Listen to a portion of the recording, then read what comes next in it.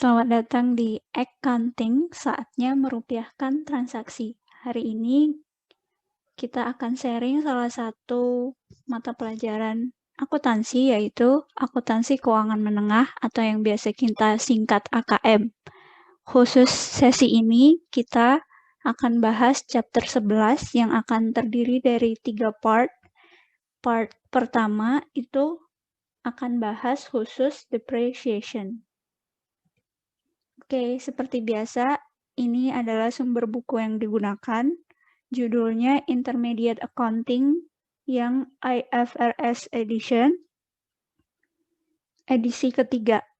Penulisnya ada Kiso, Weijen, and Warfield, dan penerbitnya adalah Wiley.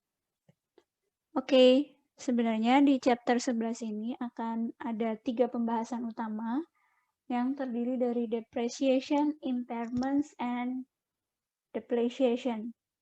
Nah, yang kali ini supaya tidak pecah konsentrasinya dan tidak terlalu panjang pembahasannya, yang dibahas kali ini akan dikhususkan di depreciation dulu.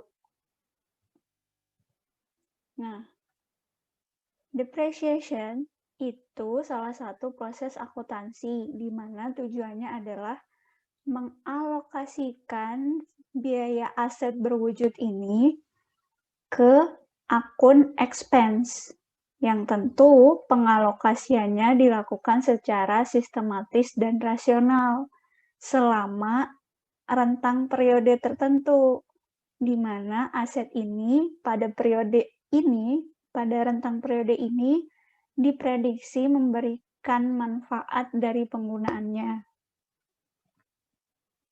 Nah, untuk alokasi biaya aset yang long term atau berumur panjang lebih dari 1 tahun, itu ada 3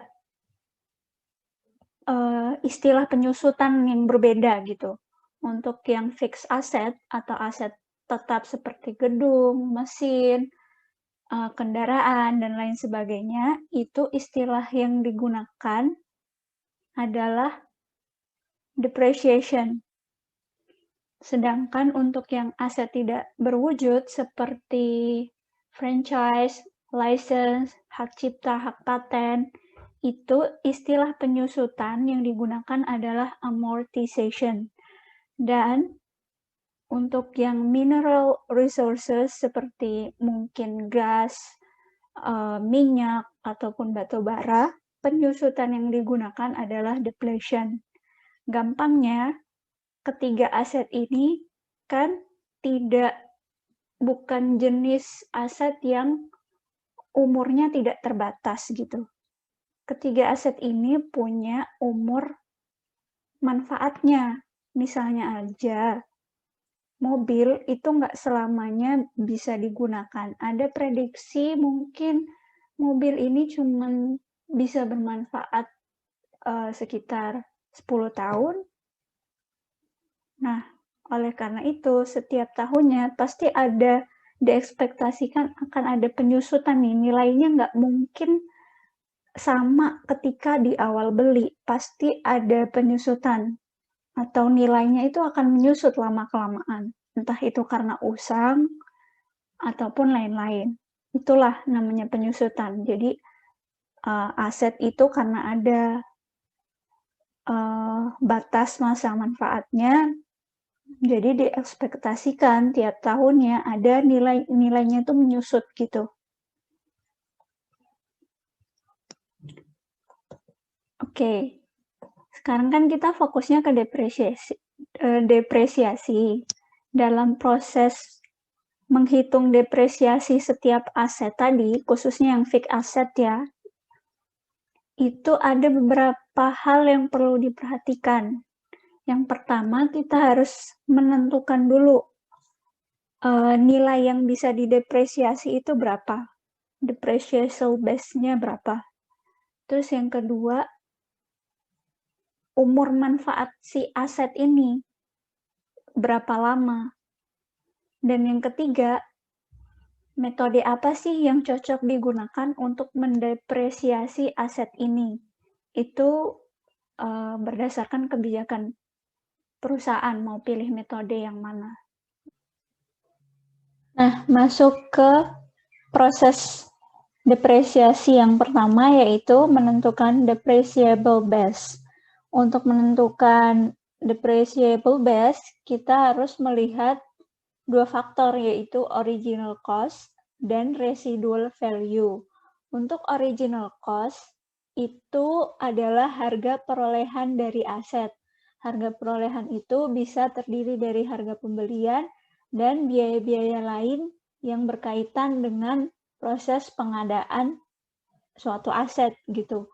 Misalnya kita beli mesin pabrik itu kan punya harga beli ya, atau harga dari produsennya itu berapa, ditambah sama biaya-biaya lain sampai aset ini, mesin pabrik ini bisa digunakan. Contohnya saja ada biaya pengiriman dari penjual ke kita, lalu kita mengeluarkan biaya juga untuk pemasangan mesin pabrik tersebut, dan biaya lain-lain yang berkaitan dengan aset ini sampai siap untuk digunakan. Lalu untuk residual value atau nilai sisa ini, gampangnya, ini itu adalah nilai yang diekspektasikan perusahaan ketika aset ini masa manfaatnya sudah habis. Misalnya dia punya mobil, terus dia prediksi masa manfaatnya 10 tahun. Setelah 10 tahun selesai berlalu, dia mau jual mobilnya nih. Nah, mobil ini kan nggak ada nilainya sama sekali kan, pasti ada nilai sisanya gitu.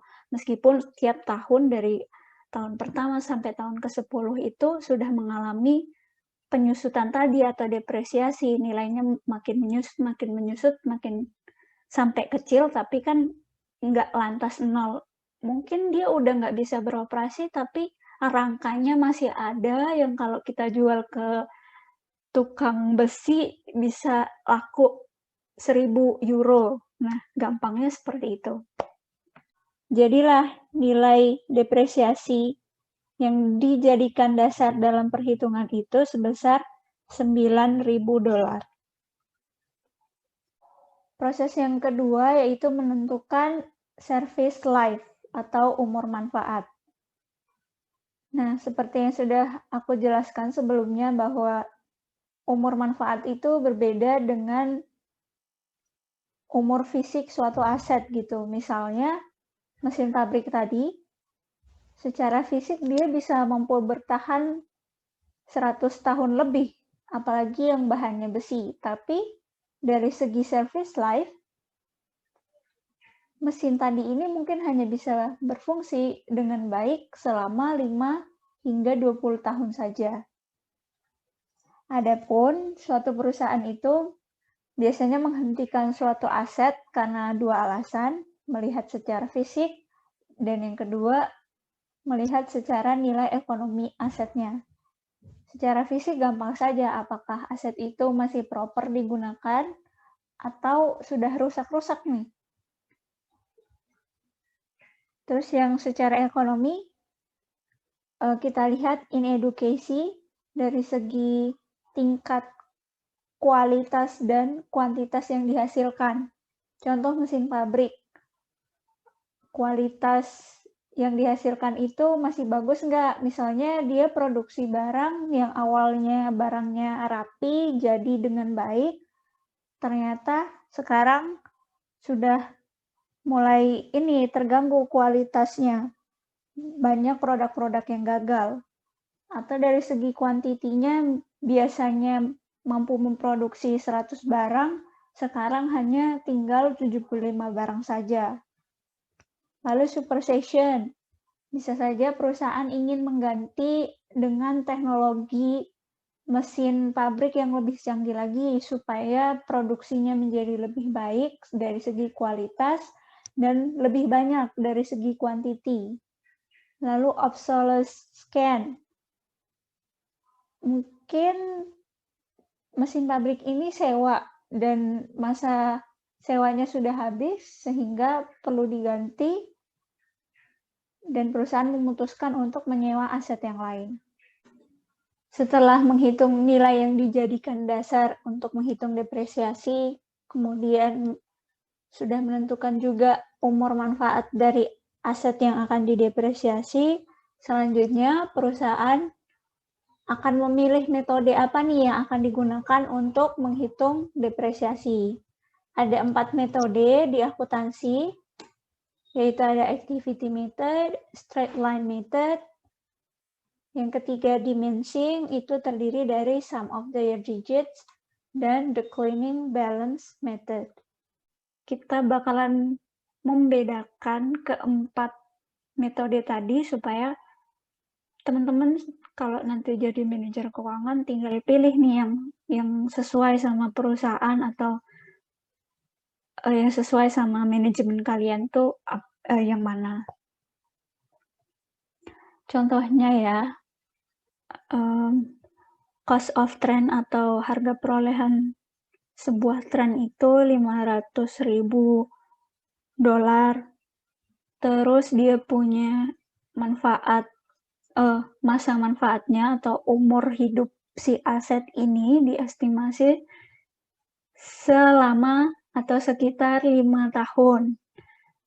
Dan nilai sisanya atau salvage value, disebut juga residual value, itu diekspektasikan setelah 5 tahun dia digunakan ini bakalan sisa $50.000. Ada juga aset ini productive life-nya selama 5 tahun itu adalah 30.000 jam. Nah, gimana nih 4 metode tadi dalam menghitung nilai depresiasi kalau kasusnya seperti ini? Oke, yang pertama yaitu activity method. Metode ini menghitung nilai depresiasi berdasarkan aktivitasnya. Kalau ngomongin aktivitas, berarti bukan tahun dong, lebih ke jam produktif si aset, dalam hal ini si kren ini.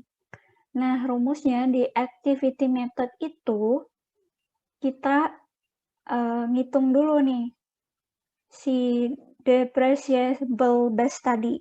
Rumusnya itu kayak tadi, original cost-nya dikurang sama residual value-nya, lalu dikalikan jam tahun itu berapa, dibagi sama total estimate hour. Nah, cost-nya itu kan diketahui, atau harga perolehan si kren ini kan 500.000, dikurang sama residual value-nya 50.000. Jadi depreciable base-nya itu 450.000 dikali jam kerja kren tahun ini itu diketahui 4.000. Ini kayaknya lupa deh masukin tadi, ada tambahan data gitu bahwa tahun ini yang digunakan itu hanya 4. Kan ngitung depresiasi ini kan akhir tahun ya, jadi perusahaan tuh bisa menghitung nih dari awal tahun sampai, atau dari dioperasionalkannya kren ini sampai akhir tahun itu berapa jam yang digunakan. Nah, dalam kasus ini tahun sekarang ini yang digunakan cuma 4.000 nih. Dibagi sama total ekspektasi produktif hours-nya si kren yaitu 30.000. Hasilnya nilai depresiasi untuk kren berdasarkan metode activity itu $60.000. Inilah nilainya. Nah, kalau mau di jurnal gimana? Ini kan tadi kan di awal pengertian depresiasi itu kan kita mengalokasikan nilai cost aset ini ke expense kan, di mana expense ini bisa dibilang adalah pengeluaran perusahaan, cuma memang bentuknya bukan cash, bukan uang tunai. Nah, expand ini nanti bisa ngurangin revenue. Jadi kalau mau di jurnal, untuk yang activity method, ini jurnalnya, aduh, sorry.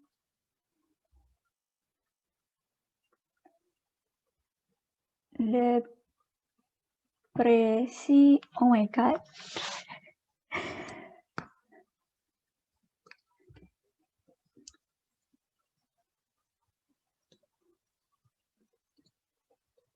Depreciation expense.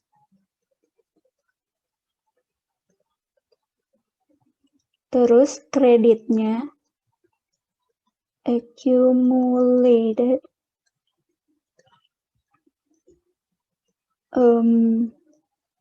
depreciation untuk yang keren. Kayaknya dia masuk equipment ya.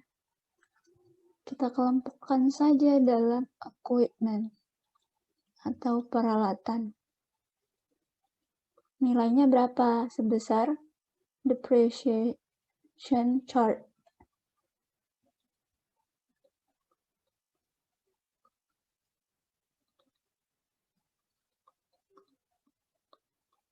Nah, inilah yang dimaksud dengan penyusutan.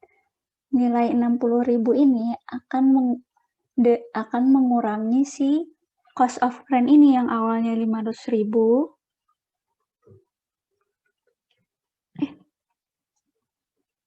Keluar dong. Di sini ya. Yang awalnya 500.000 ya. Itu di akhir tahun tinggal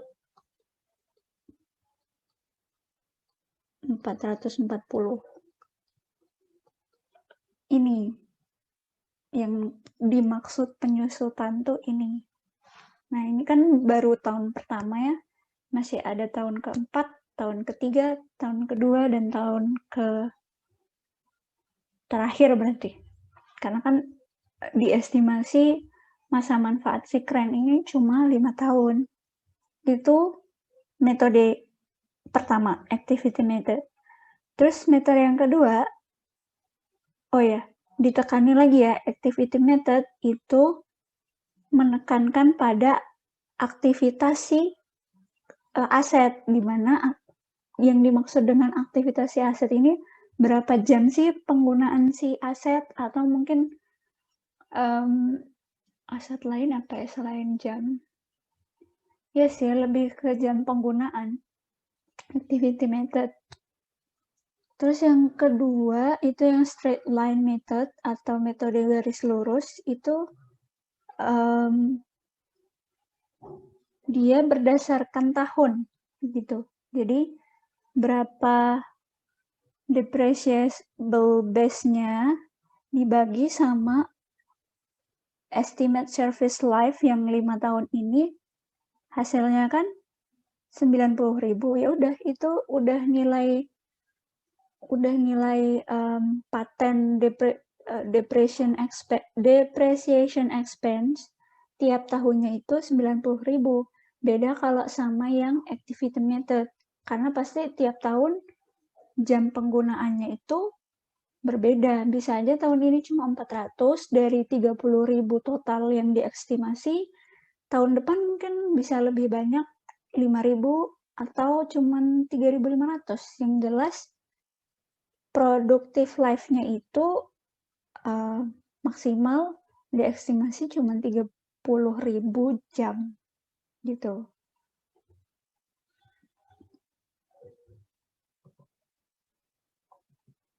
Beda ya. Jadi tahun ini kalau pakai activity method nilai depresiasinya cuma 60.000, sedangkan kalau pakai straight line method itu ternyata lebih besar depresiasinya, 90.000, which is karena dia depreciation expense. Ini BTW kalau mau ngejurnal juga sama, depreciation expense sama accumulated-nya cuma angkanya aja beda 90.000. Ups.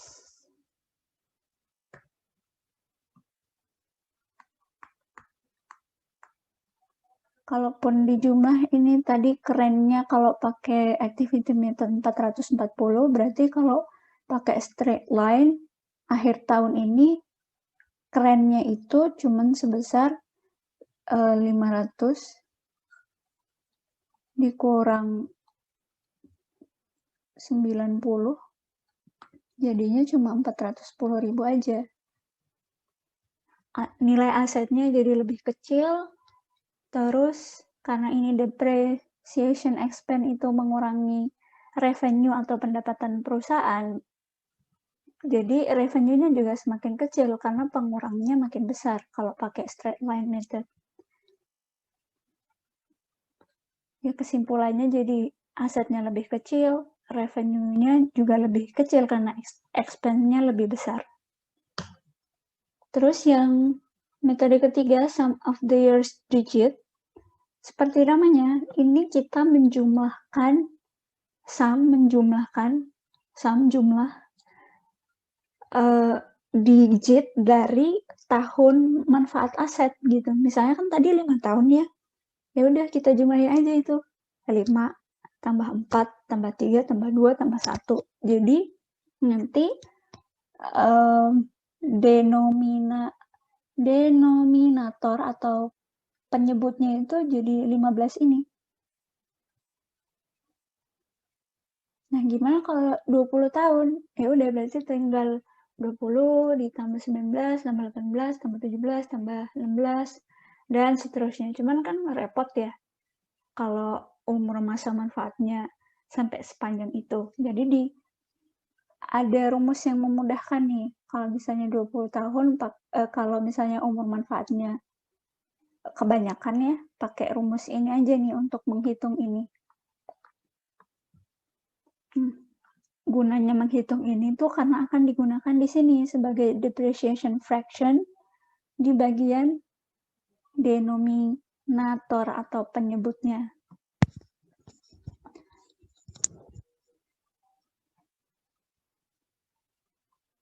Oke, oh ya, tadi kan cost of grant-nya 500.000, lalu estimate salvage value atau residual value-nya itu kan 50.000. Jadi sama, sum of the year juga pakai depreciation base-nya itu cost-nya dikurang sama residual value 500.000 dikurang 50.000 tinggal 450.000 kan. Kita hitung tuh tahun pertama nilai depresiasinya berapa, tahun kedua berapa, sampai tahun terakhir. Sebenarnya kalau ditanya cuman tahun pertama ya udah jumlahnya tahun pertama aja. Sampai tahun kedua ya tahun kedua aja. Sampai habis ya. Tergantung perintah soalnya nanti gimana. Oke, lalu depreciation base-nya itu 450.000 untuk tahun pertama otomatis karena baru tahun pertama, remaining atau sisa umur manfaatnya pasti masih 5 tahun dong. Tahun kedua sisa 4, tahun ketiga sisa 3, tahun keempat sisa 2, dan tahun kelima sisa 1. Nah, ini juga menyesuaikan. Ini tahun pertama kan masih ada 5 tahun masa manfaat ya. Jadi ya udah pembilangnya 5 dibagi sama penyebutnya tadi, yaitu jumlah si digit tahun masa manfaat aset. Lalu ini dikali sama ini. Hasilnya sama dengan ini. Nah, inilah si depreciation expense itu. Jadi kalau mau di jurnal akhir tahun pertama tuh depreciation expense, lalu accumulated depreciation untuk tahun pertama, akhir tahun pertama. Jangan lupa ya, depresiasi itu akhir tahun aja atau sebelum perusahaan bikin laporan keuangan. Karena kan bikin laporan keuangan itu bukan 1 tahun sekali ya. Kayak mau sebulan juga bisa, mau 3 bulan bisa, mau 4 bulan bisa, mau 6 bulan bisa, mau 1 tahun bisa gitu, tergantung kebutuhan perusahaan nih, mau nganalisisnya kapan gitu. Nah, depresiasi ini bikin tepat sebelum menyusun laporan keuangan. Nah, tahun pertama berarti 150.000.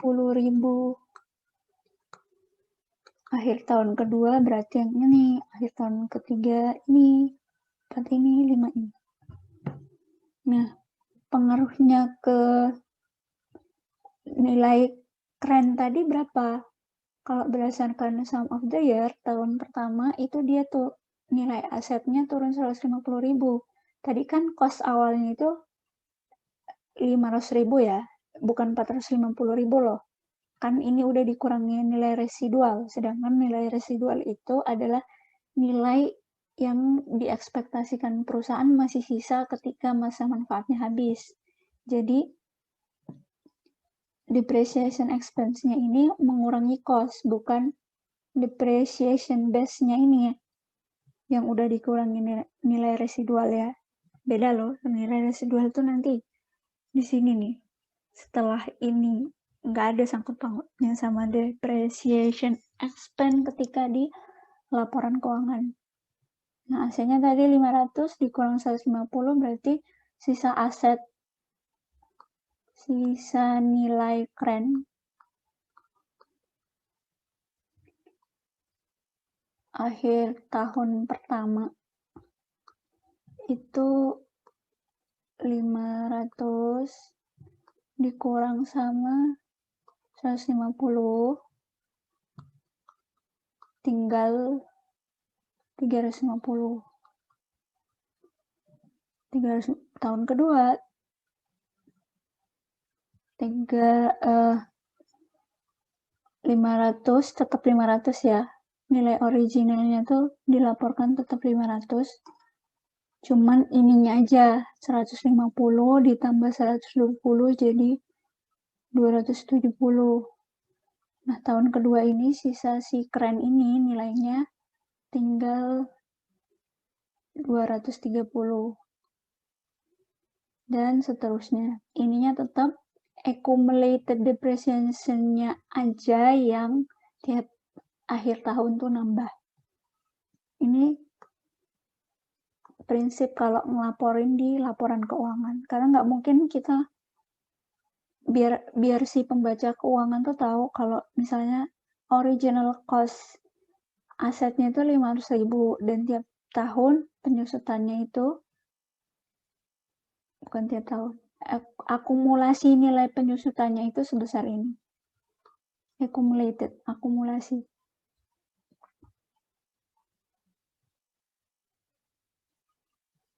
Oke, ini depreciation expense. Ini yang aku bilang tadi kan. Book value atau nilai buku. Nilai buku tuh nilai yang, buku tuh maksudnya laporan keuangan. Nilai buku keren akhir tahun pertama 350, kedepresiasi lagi tinggal segini, sampai akhirnya di akhir tahun kelima itu tinggal 50.000 ini, which is ini adalah ekspektasi dari residual value.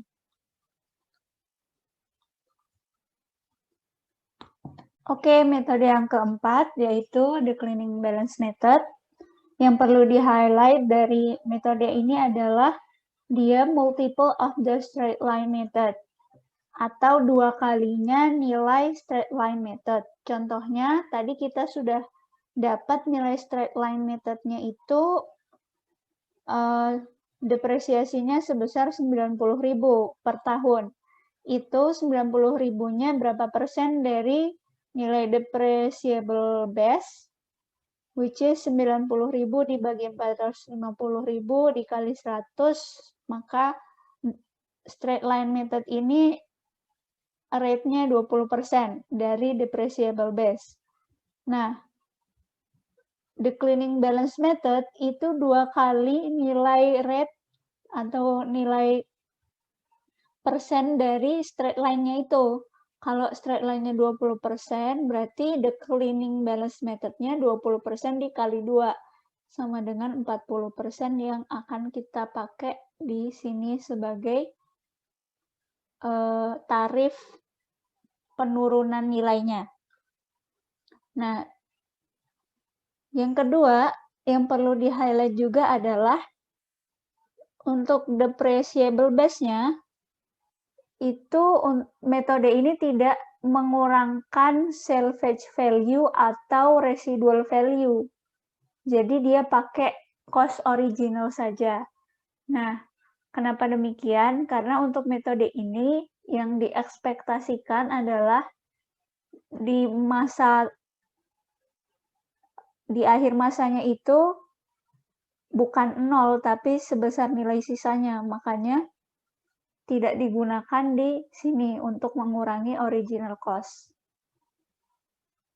Untuk perhitungannya, tahun pertama original cost-nya kan 500.000 dikali sama tarifnya 40%, berarti depresiasi tahun pertama itu sebesar 200.000.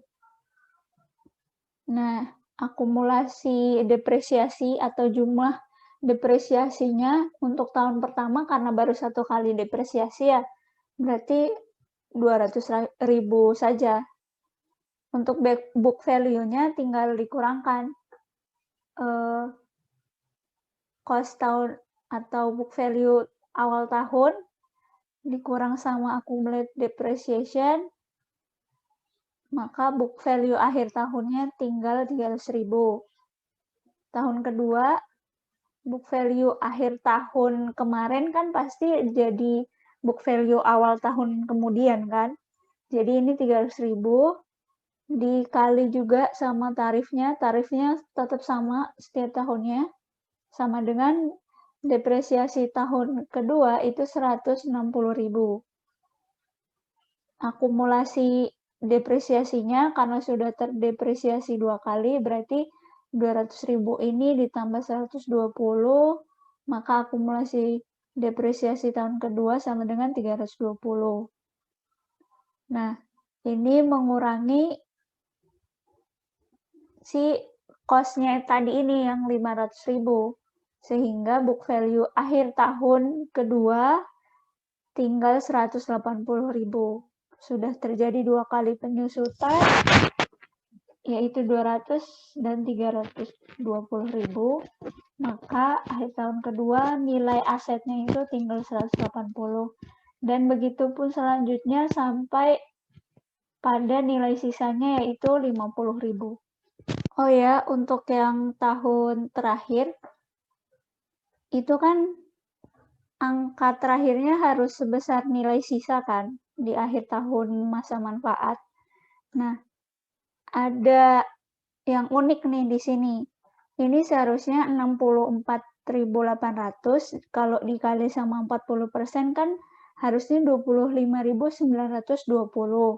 Cuma karena ini sudah di akhir masa manfaat, sudah di tahun terakhir yaitu tahun kelima, dan nilai sisanya itu terakhirnya harus sesuai dengan residual value yang ditetapkan, yaitu yang sudah ada di soal tadi sebesar 50.000, sehingga yang bisa dijadikan depreciation expense untuk tahun kelima hanya sebesar 14.800.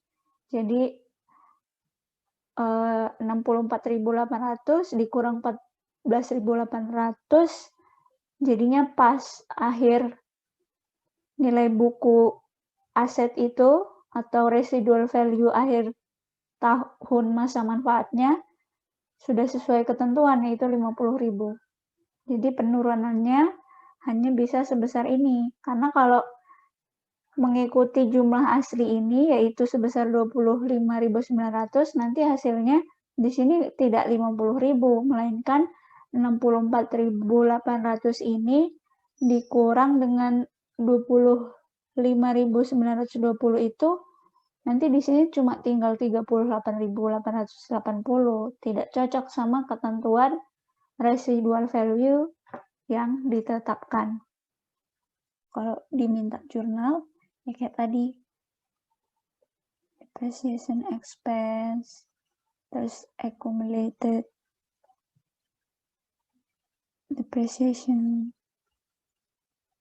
sebesar 200.000.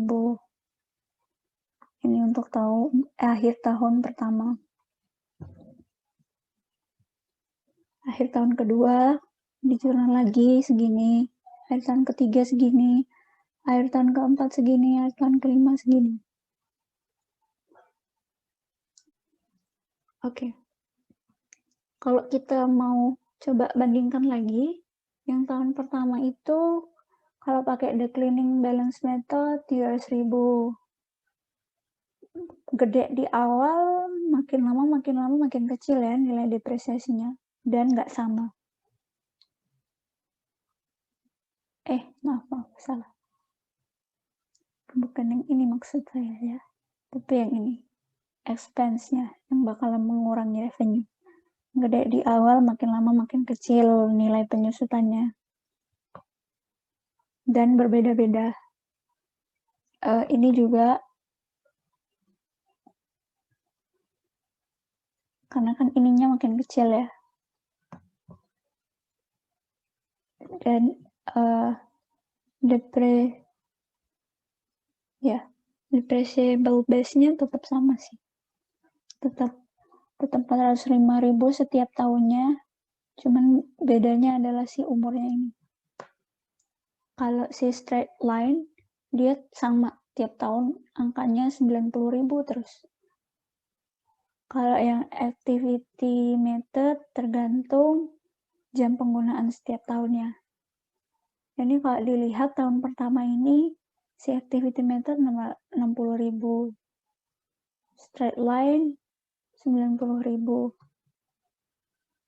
terus sum of the years digit 150.000, yang declining balance 200.000.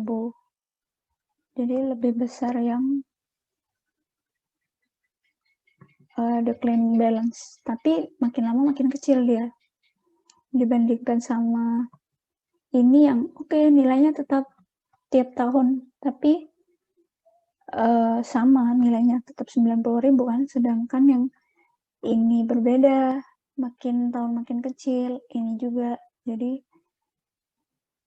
kebijakan perusahaan lah mau pakai yang mana gitu, asal konsisten. Kalau misalnya udah pakai satu metode ya tahun berikutnya pakai metode yang sama lagi selama masa manfaat itu. Boleh ganti, tapi ada prosedur yang harus dilalui. Nah, dari IFRS sendiri, peraturan dalam membuat laporan keuangan ini mensyaratkan bahwa setiap bagian dari aset tetap itu fixed asset tadi, yang istilah penyusutannya pakai depreciation, itu bisa terdiri dari property, plant, and equipment yang nilainya itu signifikan terhadap total dari seluruh biaya aset, harus disusutkan secara terpisah. Contohnya gini, ini EuroAsia Airlines nih, mau beli pesawat kan oke, beli pesawat, satu pesawat dong. Tapi gimana nih melaporkan masing-masing asetnya? Karena di pesawat itu ternyata ada komponen bodi pesawatnya, mesinnya, dan komponen lainnya. Bodi pesawatnya biasanya paling mahal ya. Di sini dari 100.000 total harga pesawatnya ini, perusahaan mengestimasi, atau bukan estimasi sembarangan ya. Ini juga ngitungnya pakai hitungan bener lah. Nah, dia tuh ngitung ternyata airframe-nya atau bodi pesawatnya itu dihargai atau harganya sebesar 60 juta euro, dan untuk mesinnya sendiri itu 32 juta euro, Dan sisanya other component-nya itu 8 juta euro. Untuk si airframe, useful life-nya atau masa manfaatnya itu diperkirakan bakal sampai 20 tahun bertahan. Sedangkan mesin-mesinnya 8 tahun dan other component-nya 5 tahun. Nah, itulah maksudnya dari pernyataan ini bahwa yang signifikan terhadap total biaya aset itu harus dipisahkan gitu. Karena ini kan angkanya signifikan ya. Ini bisa 60% sendiri dari total biaya asetnya. Ini 32%, ini 8%. Ya maybe kalau cuma 0,01 mah enggak. Oke. Nah, si other komponennya ini yang 8%, namanya other ya, pasti ada banyak terdiri dari banyak komponen di sini. Ini bahasa gampangnya ini kumpulan lah. Udah kumpulan karena terlalu kecil-kecil ya udah deh jadiin satu aja. Totalnya ada 8% dari total biaya asetnya ini. Jadinya 8 juta euro. Ini udah gabungan nih aset-aset yang kecil nilainya. Nah, manfaatnya 5 tahun. Itu untuk residual value-nya bisa juga 0. Terserah perusahaan pakai berapa gitu. Enggak terserah juga sih. Dilihat fisiknya sama secara ekonomiknya tadi kan yang kita bahas di awal. Yang dipakai metode yang digunakan Eurasia ini adalah straight line method. Untuk seluruh bagian pesawat. Nah, ngitungnya berapa sih nilai penyusutan dari ketiga komponen yang udah dibagi tadi? Kan dia pakai straight line method nih. Nggak, nilai sisanya 0. Residual value-nya 0. Jadi, depreciable base-nya itu atau nilai dasar yang mau dihitung dalam proses depresiasi itu untuk airframe-nya tetap sebesar cost originalnya karena residual value-nya 0, jadi nggak usah dikurang pun tetap hasilnya sama. 60.000 untuk engine, 32, other komponennya 8. Dibagilah sesuai rumus straight line. Yang airframe useful life-nya kan 20 tahun tadi, engine 8 tahun, other komponennya 5 tahun. Dapatlah ini depreciation expense untuk airframe tahun 2020 sebesar 3 juta, engine komponennya 4 juta, dan other komponennya 1.600.000. Jadi total depresiasi tahun 2020 adalah segini.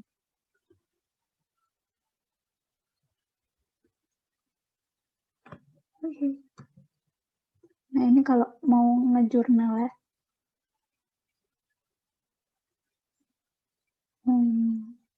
Jadi meskipun ini dibagi-bagi, accumulated depreciation-nya ini tetap dari total satu pesawat.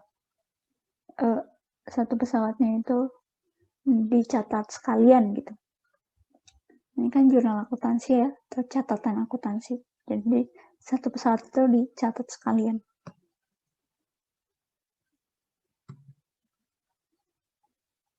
Nah, ini itu laporan posisi keuangan perusahaan. Non-current asetnya itu kan airplane gitu ya. Misalnya dilaporkannya langsung spesifik airplane. Dia punya akun spesifik airplane. Tadi cost-nya kan 100 juta. Nilai depresiasinya 8.600.000, berarti di akhir 2020 sisa nilai si airplane-nya itu tinggal segini, karena dia udah nyusut sebesar ini. Memperluas pembahasan di depresiasi kalau ada persoalan-persoalan lain, gitu. Yang pertama, gimana kalau depresiasinya itu ngitungnya nggak full 1 tahun dari Januari sampai Desember. Nah kan tadi kita mengabaikan gimana kalau asetnya dibaliknya di tengah-tengah tahun, entah itu Juli atau mungkin belinya nggak di awal-awal tahun banget Maret, atau mungkin udah mulai akhir nih di Oktober. Nah itu ngitungnya gimana nih, karena kan tadi ada istilah useful life-nya mana ya? Ya, useful life 60 juta dibagi 20.000 dapatnya 3 juta, ini kan angka depresiasi per tahun ya. Gimana kalau dia belinya gimana dia belinya tuh baru 1 Agustus? Nggak full 1 tahun dong, berarti ini harus dihitung lagi per bulannya berapa. 1 Agustus dihitung ya, 1 September 1 Agustus full dong, 1 Agustus sampai 31 Desember, berarti bulan Agustusnya dapat, hitung 1, September 2, Oktober 3, November 4, Desember 5, berarti 5 dibagi 12 dikali depreciation tahun pertama itu yang euro deh ya, ribet deh, 3 juta sama dengan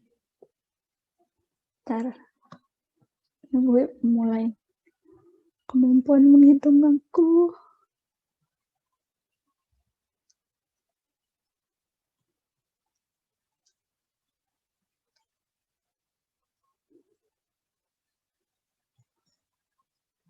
Rp1.250.000.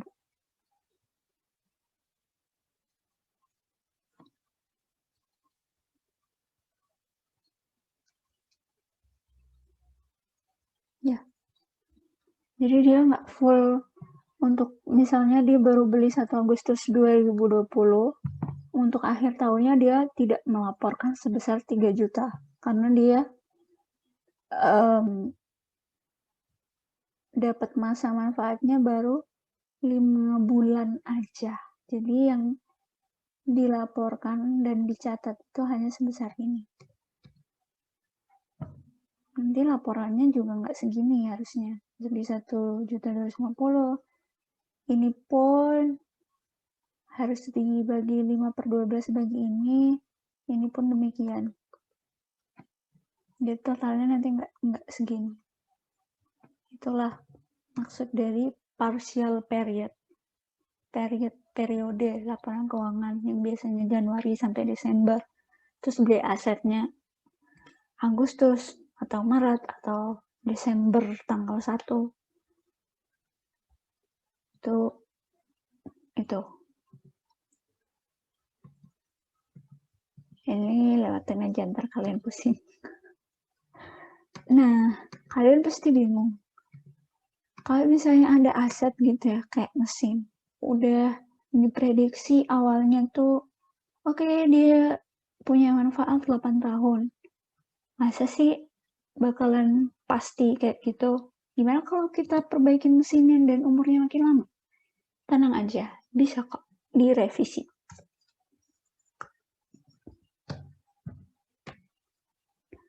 Oke, contohnya ini Arcadia. Ya, perusahaan Arcadia membeli equipment atau peralatan, cost-nya itu $510.000, yang diestimasi umur manfaatnya 10 tahun, lalu ada nilai residualnya $10.000. Depresiasinya sudah terrecord selama 7 tahun. Tadi kan ini 10 tahun ya. Jadi, ini bukan cost tapi book value-nya.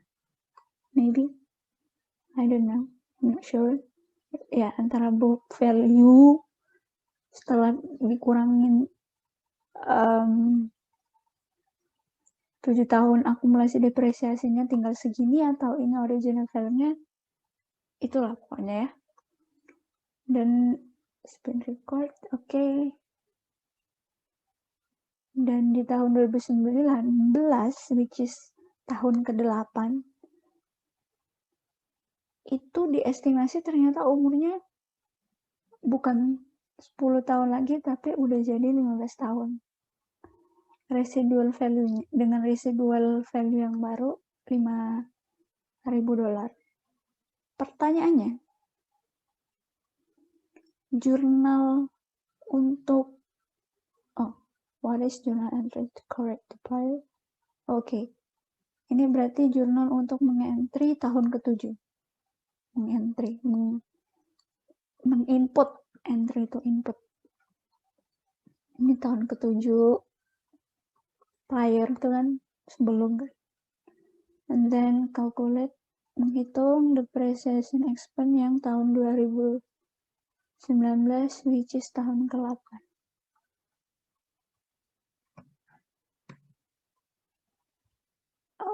No entry required untuk tahun ke-7. No. To correct berarti untuk mengkoreksi nilai akumulasi depresiasi yang udah terjadi sebelumnya, apakah harus dikoreksi lagi yang tadinya awal tahun pertama dengan umur manfaat 10 tahun udah gitu kita ngitung capek-capek harus diulang lagi dari awal? No. Sampai tahun ke-7 nilainya tetap segitu, hasil akhirnya segini, kita mulai awal yang baru tapi dengan nilai 15 tahun. Equipment cost-nya, dia cost, berarti original cost. $510. Lalu sisa manfaatnya segini. Depreciasi bebasnya ini. Useful life-nya ini sebelum ada perubahannya. Annual depreciation-nya ini selama 7 tahun berarti kita mendepresiasi akumulasi depresiasinya ini sebesar segini, $350. Ini kalau di balance sheet atau laporan posisi keuangannya jadi $510.000 cost atau nilai beli equipment-nya udah dikurang sama akumulasi nilai penyusutan selama 7 tahun sebesar $350.000. Nilai book value bersihnya sebesar $160.000. Net book value. Ini akhir tahun ke-7 udah selesai ya.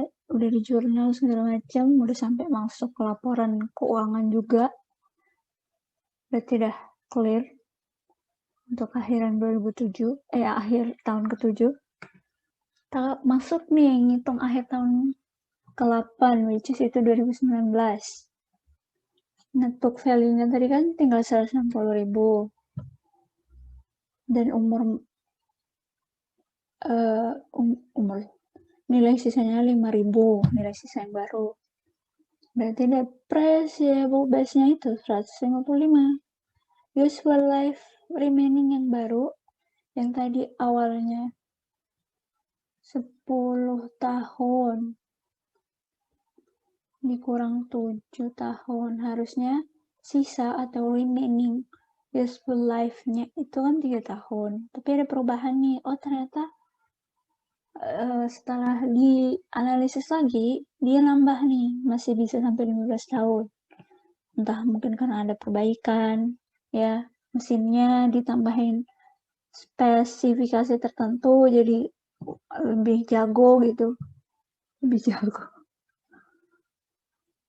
15 tahun kan, jadinya udah kepake 7 tahun nih, berarti sisanya bukan 3 tahun lagi, tapi sisa 8 tahun. Nah, yang jadi pembaginya 8 tahun. Depreciable base 155 dibagi 8 tahun, ini annual depreciation tahun 2019. Begini nyatetnya.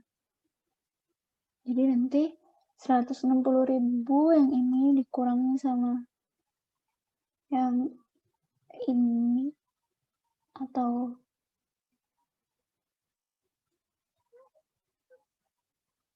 kayaknya enggak, bukan.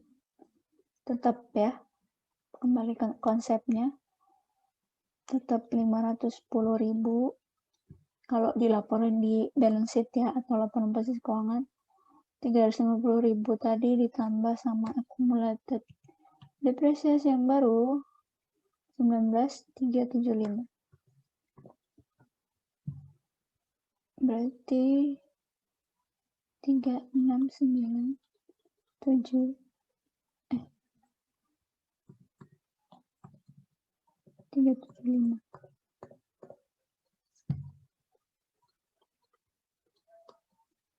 Berarti tahun 2019 nilai equipment-nya ini, net book value-nya yang tahun 2019 tinggal 5, 2, oh, 6, and then 1,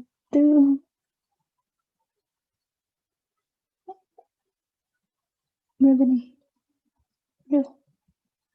4. Nah, segini deh.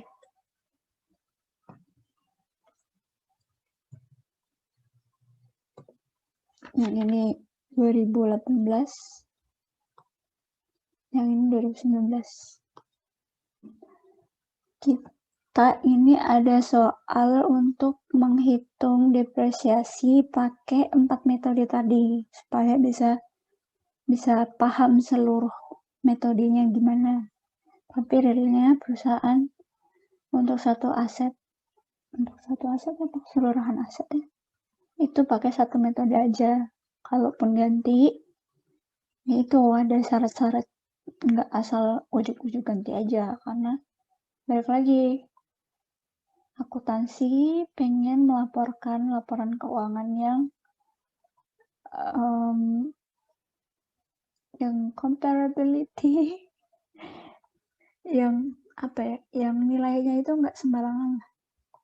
Jadi kalau ganti tiap tahun nih, ada niat jahat nih manajemennya.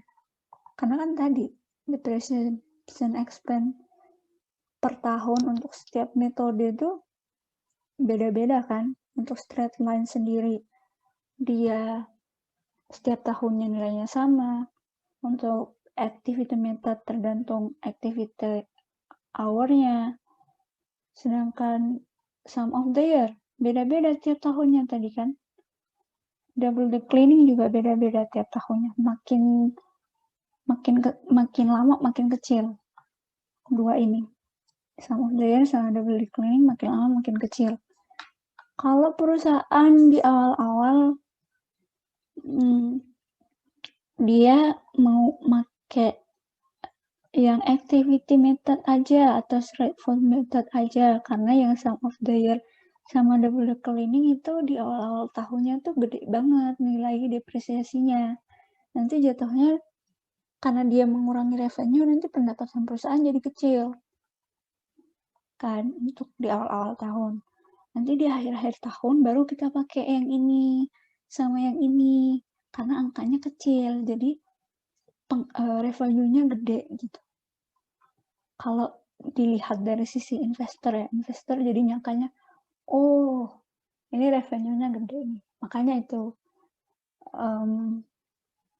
ada peraturan PSAK tadi sama IFRS yang mensyaratkan konsistensi penggunaan atau pemilihan metode akuntansi. Di akuntansi itu metodenya ada banyak.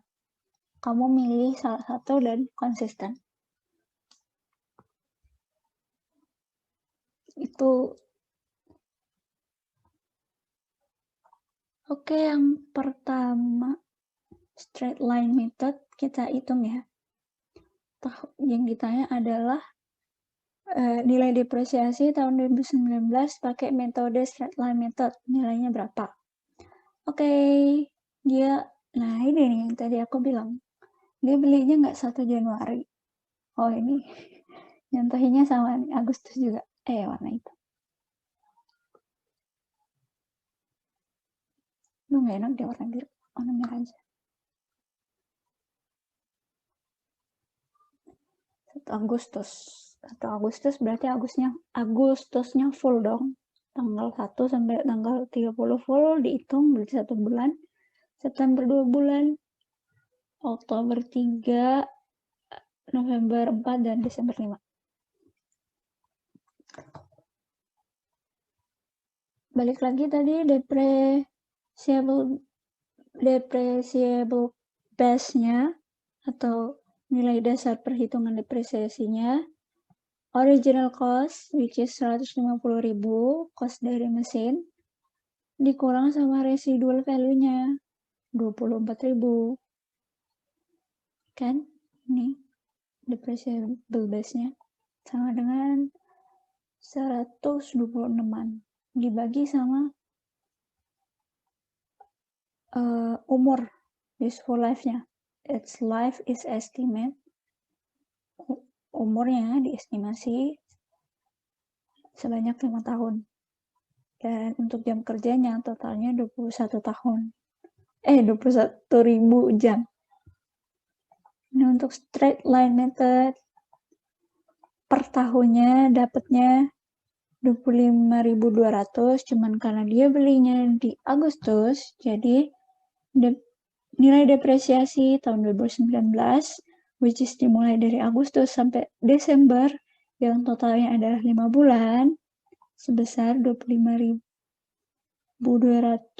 euro dikali 5 bulan yang ini per 12 bulan dalam setahun, jadinya 10.500 euro.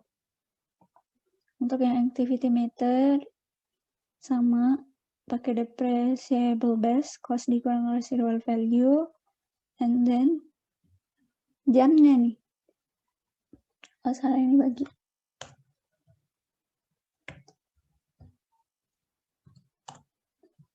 Jam yang digunakan khusus tahun 2020, mintanya tahun 2020 kan.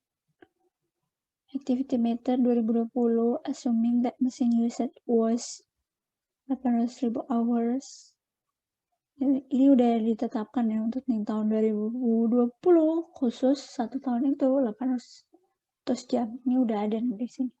Jangan ditanya lagi.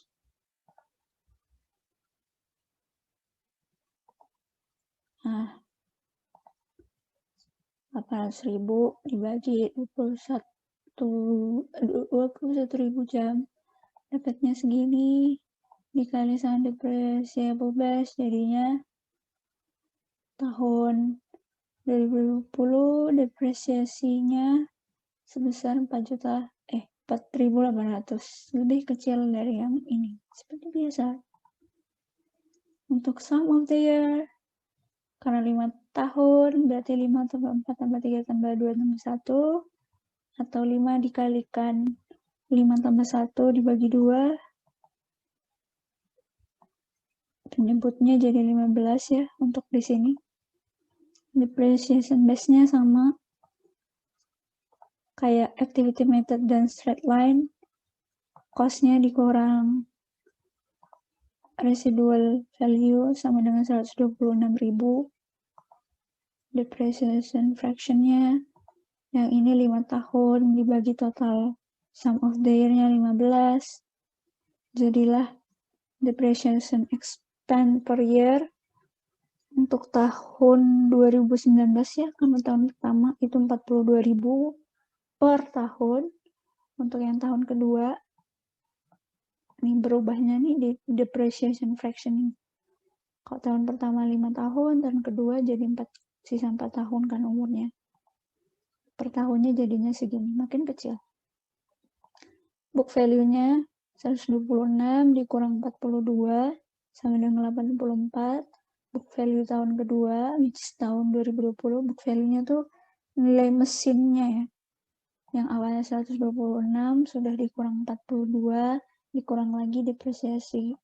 Tahun 2020 33.600, sisanya tinggal segini. Nah, gimana nih tadi? Karena kan nggak beli di awal tahun ya. Untuk 2019, berdasarkan Sign of the Year digit, which is 5 bulan, itu kan berarti satu tahunnya itu 1 Agustus 2019 sampai 1 Agustus 2020. Nah, untuk tahun 2019 yang dilaporkan atau di jurnal itu sebesar 5 bulan penggunaan dibagi 12 bulan total bulan dalam satu tahun dikali sama depreciation, nilai depresiasi yang udah dihitung tadi untuk tahun pertama. Jadinya yang perlu dilaporkan hanya 17.500 untuk tahun 2019. Yang 2020 gimana? Ini masih pakai dasar yang ini karena kan 1 Agustus 2019 sampai 1 Agustus 2020 baru kehitung 1 tahun tuh penggunaan asetnya. Jadinya mulai Januari tanggal 1 sampai Juli tanggal 31, which is itu 7 bulan. Jadi 7 bulan pemakaian dibagi 12 bulan jumlah bulan dalam setahun masih dikali sama ini karena ini ngikutnya ke periode yang ini ya, periode penggunaan 1 tahun. Nah, hasilnya ini untuk 2020 periode Januari sampai Juli. Lalu mulai lagi yang baru Agustus sampai Desember 5 bulan pakai yang ini. Pakai yang ini. Ya kan, hasilnya segini. Nah, kalau ditanyanya kan cuma 2020 ya. Ya udah tuh, ditambahin dari Januari sampai Desember itu yang ini berarti. Ini ditambah ini. Hasilnya 38.000. Ini kalau alokasi ambil. Untuk yang double declining, tahun pertama 150.000 dikali tarif double decliningnya itu kan 40% kan, dua multiple dari straight line method. Udah ini tarifnya 40% aja udah tetap.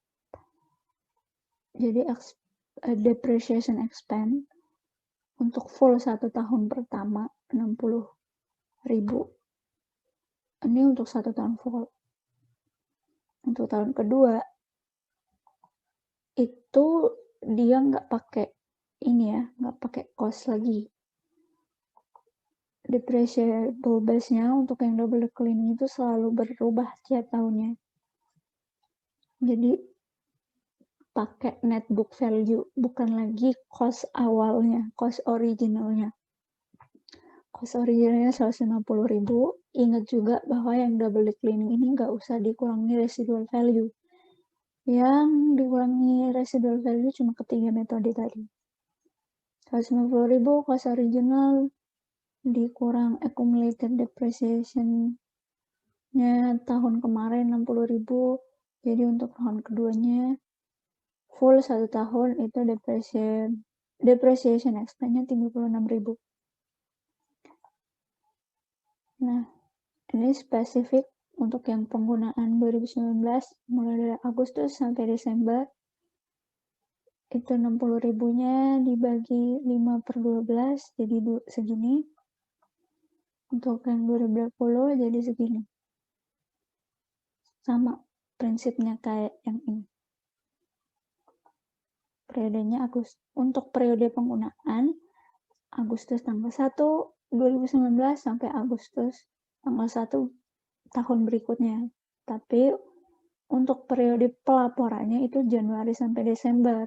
Makanya apapun yang terjadi dari Januari sampai Desember itu harus segera dicatat. Untuk 2020 jadi 35 tambah 15, 50.000.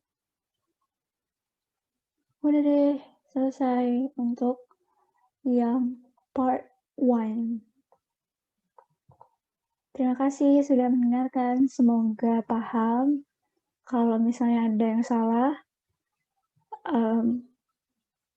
karena aku juga masih belajar, aku akan berusaha memaparkan dengan sebaik mungkin. Sebelum memaparkan, aku bakalan cari pengetahuan sebanyak-banyaknya, kemudian dipaparkan. Tapi kalau masih ada kurangnya juga, mohon diingatkan. Terima kasih, semoga bermanfaat. Salam semangat sharing. Wassalamualaikum warahmatullahi wabarakatuh.